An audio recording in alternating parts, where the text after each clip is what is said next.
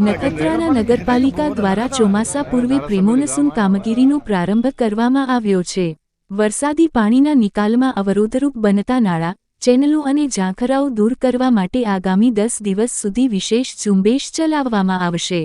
આ ઝુંબેશના ભાગરૂપે આરામગૃહ પાસે આવેલા વરસાદી નાળાની કાની મદદથી સફાઈ કરવામાં આવી હતી અને પાણીના વહેણમાં અડચણરૂપ બનેલા ઝાંખરા તથા કાપ ખસેડી નિકાલ વ્યવસ્થા સુચારુ બનાવવામાં આવી હતી। નગરપાલિકાના આગેવાનોના જણાવ્યા મુજબ સમગ્ર નખત્રાણા શહેરના વરસાદી નાળાઓનું સર્વેક્ષણ કરી જ્યાં પણ અવરોધ હશે ત્યાં તાત્કાલિક કાર્યવાહી કરવામાં આવશે।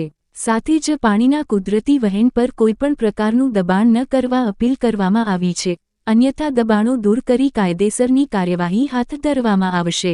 આ ઉપરાંત ઠાકર મંદિરથી દરિયાસ્થાન મંદિર સુધી 295 મીટર લાંબા સીસી રોડના કામનું ખાતમુહૂર્ત પણ કરવામાં આવ્યું હતું, જેના કારણે ચોમાસા દરમિયાન સ્થાનિક લોકોને પડતી મુશ્કેલીઓમાં રાહત મળશે। નગરપાલિકા દ્વારા શહેરના વિવિધ વિસ્તારોમાં વિકાસ કાર્યો પણ તેજ ગતિએ આગળ વધી રહ્યા હોવાનું જણાવાયું છે।